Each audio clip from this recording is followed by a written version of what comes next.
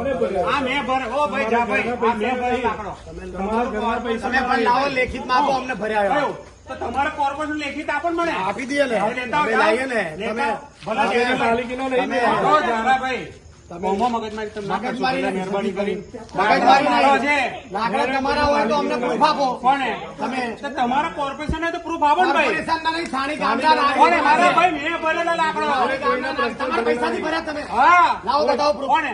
મારી કન પ્રૂફ મારે તમે કોણ ના પાડનારા અમને કે ભાઈ તમે ના પાડો? ભરેલા ભાઈ હું બોલો પછી જઈને ઉભો રહે. હાથ તો બોલાવો. કશો વાંધો નહીં તમે પેલા. જેને બોલાવો એને બોલાવો. આપણે બહાર ઝઘડો બોલાવો. ઝઘડો કરીએ, અરે કશો વાંધો ઝઘડો કરવા તૈયાર તમે કહેતા હોય. કરી દે ને પણ. આપણે રોકવા આવ્યા છીએ. અને રોકડે પણ તમે આવી વાત ના ભરાય ને. આ તો ચોરી કરે છે. તારે ચોરીનો કેસ કરે ને પણ અમારી પર. હા, અમે હેની માટે પણ અમે નહીં ભરવા દઈએ ને. તો ના ભરવા દે ને હું ભરું છું. નમસ્કાર. વડોદરા છાણી સ્મશાનમાં લાકડા હાટુ ભાજપ અને કોંગ્રેસના નેતા વચ્ચે ભારે ઘર્ષણ જામ્યું હતું. ગઈકાલે 30 જુલાઈએ રાત્રે સ્મશાનના લાકડાને લઈને મામલો એટલી હદે વધી ગયો હતો કે પોલીસ સ્ટેશને પહોંચ્યો હતો. મળતી માહિતી પ્રમાણે છાણી સ્મશાનમાંથી આજુબાજુના ગામના લોકો લાકડા લઈ જતા હતા, જેની સામે કોંગ્રેસના કોર્પોરેટ હરીશ પટેલે વાંધો ઉઠાવ્યો હતો. સ્મશાનના લાકડા છાણી ગામના લોકો માટે જ છે. આ દરમિયાન પાલિકાના સ્થાયી સમિતિના પૂર્વ અધ્યક્ષ અને ભાજપના નેતા સતીશ પટેલ આવ્યા હતા.